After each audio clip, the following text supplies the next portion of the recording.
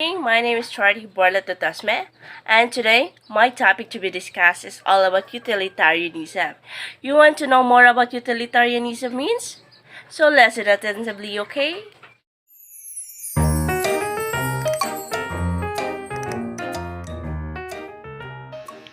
So, utilitarianism is a theory of morality that advocates actions that foster happiness and oppose actions that cause unhappiness.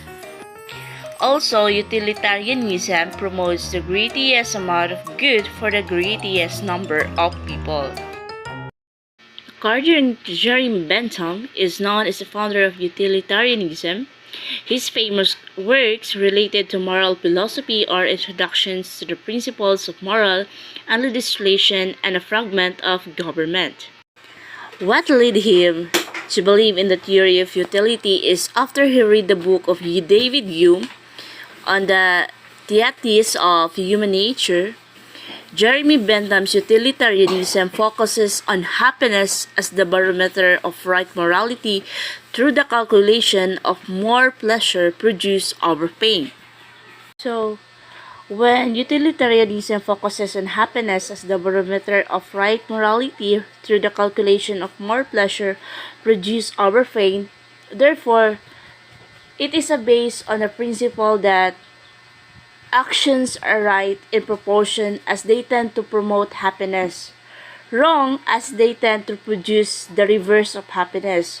Therefore, that happiness defines as pleasure and the absence of pain. The classical version of utilitarianism as formulated by Bentham can be summed up into 3 points.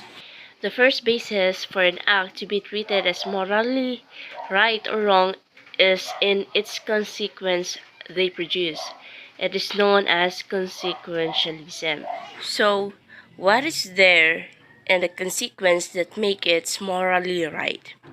So, it is only when there is the presence of what we call happiness. In short, happiness is the key in determining the morality of the act. It is the end or telos of every act, that is to produce happiness. The second point is what matters in every act that we do will be the amount of pleasure produced. Therefore, in every act that we do as a person, there's a pleasure that corresponds to it. Kumbaga, tanang mga butang na atong ginahimo, naa siya pleasure nga equivalent. One must not forget the element of happiness in assessing the morality of the act. If there is no pleasure yielded, then the act is morally wrong. Happiness is comparative, that is, there will be great happiness, greater happiness, and greatest happiness. Likewise, there will also be great pain, greater pain, and greatest pain. Kumbaga, ang happiness, kung na siya great, greater, and greatest, naapod usab ang pain.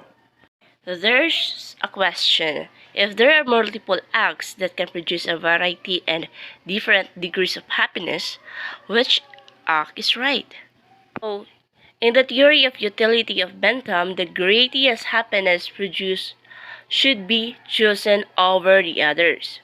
So, how do we determine the greatest happiness over the other greater and great happiness? So, unsang pamaagi man kaha nato ma-determine?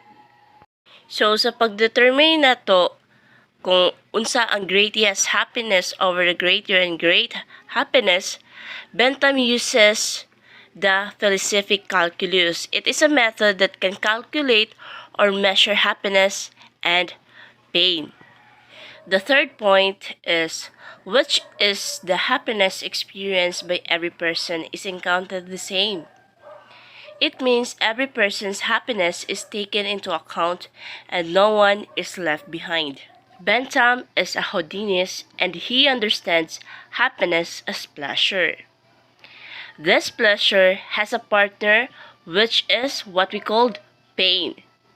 And he believes that the world is governed by these two principles, happiness and also the pain.